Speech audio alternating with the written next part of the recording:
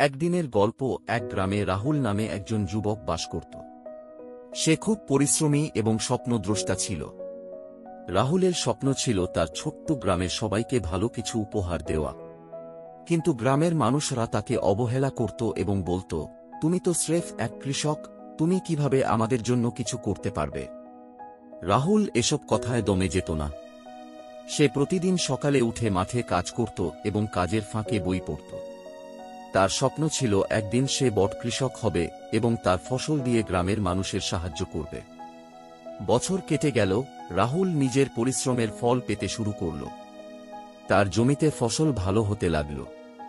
সে তার ফসল বিক্রি করে কিছু অর্থ সঞ্চয় করল। তারপর সেই অর্থ দিয়ে সে নতুন প্রযুক্তি কিনল যা তার কাজকে সহজ করে দিল। তার ফসল আরও ভালো হতে লাগল এবং লাভও বেশি হল। একদিন গ্রামের মানুষরা যখন দেখল রাহুলের সফলতা, তারা তার কাছে এল এবং তার পরামর্শ নিতে শুরু করল। রাহুল তাদের সাহায্য করল এবং নিজের অভিজ্ঞতা শেয়ার করল। সে তাদের শিখাল কিভাবে নতুন প্রযুক্তি ব্যবহার করে ফসলের উৎপাদন বাড়ানো যায়। কিছুদিনের মধ্যে পুরো গ্রাম তার সফলতা অনুসরণ করতে শুরু করল। সবাই একসাথে কাজ করতে লাগল এবং গ্রামের ফসল উৎপাদন বাড়ল। গ্রামের মানুষরা আর অভাবের মধ্যে ছিল না। তারা বুঝতে পারল রাহুলের স্বপ্ন শুধু তার নিজের জন্য নয়, সবার জন্যই ছিল।